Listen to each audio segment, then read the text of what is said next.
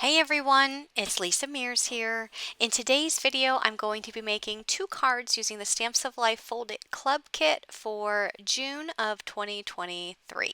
The Fold It Club is the Stamps of Life's newest club in which each month you'll receive a die set to make a Fold It. And this month, it's the Sand Dollar Fold It.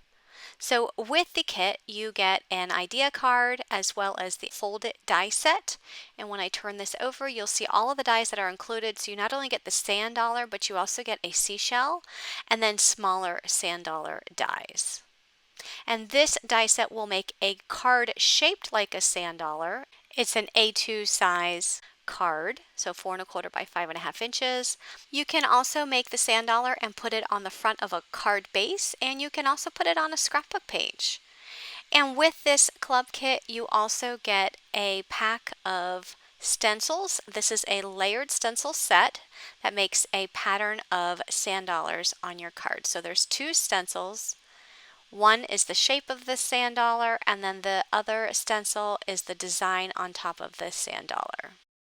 So if you like this Fold It Club kit, you have until June 23rd to sign up for the club in order to receive this kit, because on June 24th, a new Fold It Club set will be revealed. And if you're interested in joining the club, I will have my affiliate links down in the description box of this video description. And by using my affiliate link to join, you will receive 500 bonus club points that you can use to spend in the Stamps of Life store.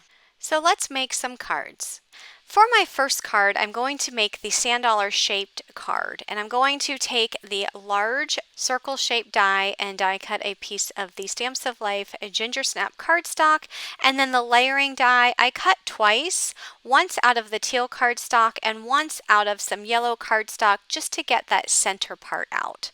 And then I'm going to take my scissors and I'm going to cut that little center part out of that yellow cardstock, because that piece is going to layer on top of the teal cardstock. So the cardstock that I'm using for these two pieces, this is the Scrapbookcom Sherbet paper pad. It has some beautiful bright colors, and I knew that I wanted my sand dollar to have some bright colors. I wanted to go for more of a non-traditional look, but I wanted it to have a summer vibe. So that's why I chose these two colors. I think they look very beachy. So now I'm going to take the teal piece of cardstock and I'm going to ink up the edges, because I always love inking up the edges to add some more depth to the die cut layers. So I'm taking some ink that matches the cardstock and just putting some ink all around the edges. The ink that I'm using is the Scrapbookcom Oasis ink, but I'm going to come in with a little bit of a darker ink. This is the Deep Sea ink, and I'm just putting a little bit more darker ink around the edges just to get some more depth. You can see just how dramatic that change looks just by adding a little bit of a darker ink around the edges and then the lighter ink on the inside. And here I'm just coming back to the lighter ink and just blending that towards the center. Okay, I'm going to set that piece aside, and I'm going to take out the piece of the Gingersnap cardstock that I die cut, and I'm going to add some of the Scrapbookcom Gingerbread ink around the edges of this one. Next, I'm going to take the yellow piece that I cut out. This looks like a flower, and I am going to add some ink around the edges. And I wanted to add a little bit of orange here, so I'm going to take just a piece of printer paper and pop it on the inside of this, I want to say petal, I don't know what this is called, but this part of the sand dollar. And I just put some of my watercolor pen, this is my Zig Clean Color Real Brush pen, I put some of the orange down on my mat, and I'm taking the blender marker and just picking up the orange with the blender and then adding it to the bottoms of all of these. Like I said, I want to say petals. I'm not sure what this is called. So I'm just adding a little bit of orange there just to give it some more depth. If you wanted to take an ink pad and do the same thing, you can do that, but you would need a very small ink blending brush in order to do this. I'm not going over the entire piece of cardstock. I'm just going over the ends of each one of these petals. So I'm going to do that around all of them just to add a little bit more depth. And then I'm going to go ahead and start putting this card together. Now, I did not cut the teal piece out of the teal cardstock. I'm simply just going to add this yellow piece on top. And all I did was put some glue on the bottom of the solid yellow piece, just trying to line it up here. I didn't put any glue along the pieces that are cut apart from those petals. I'm just putting glue on the solid part and pressing it down onto, I'm pressing down the yellow part onto the teal cardstock. But I'm wanting to add dimension to this sand dollar, so I'm lifting up the pieces that are cut apart from the cardstock. And I'm not actually going to glue those down. I actually want to have those raised. And then I'm just going to add some glue to the back of the teal sand dollar. And I'm going to put that on the Gingersnap cardstock. Press that down really well. I also die cut the seashell out of some yellow cardstock for the top layering piece, and then the Gingersnap cardstock out of the bottom shadow. Just inking up the edges of both of those pieces. So the yellow ink for the yellow cardstock, and then the gingerbread ink for the craft cardstock. And then I'll just glue those pieces together. For my sentiment, I am using a stamp from a Pink and Main stamp set. This stamp set is the Sunkissed stamp set. I was just trying to find a summary sentiment to use, and I found this one that says Hello Sunshine, and I'm inking it up with the Oasis ink and stamping it down, and then I'll use my scissors just to cut this down so that it has straight edges all around. So I'll go ahead and add the seashell to the sand dollar, and then I'll add the sentiment as well. And I'll just put those in opposite corners. Next, I'm going to create my card base. So I'm taking a piece of the same Gingersnap cardstock that I used for the sand dollar, folding it in half, and just smoothing out the fold line. And then I'm going to make this a top folding card, so I'm going to take the large circle die for the sand dollar, and I'm going to find where it says place fold here on the die, and that's where I'm going to place my die on the cardstock, making sure that the die is slightly above the fold in the cardstock. And then I'll run that through the die cutting machine, and that gives me the card base, and I'm just going to put glue on the front of that card base and add the sand dollar right to the top. I was going for a Caribbean theme, so I brought out several of my pops of colors that are bright summery colors, and I'm just going to add some dots on the top of my sand dollar. So the pops of color is just a liquid embellishment. It's similar to the Nuvo drops, so it comes out in a liquid form and it does dry clear, and you can make your dots as big or as small as you want to. And I'm just putting some in random places on the sand dollar, and the colors that I'm using are the Raspberry Kiss, that was the first one you saw with the pink.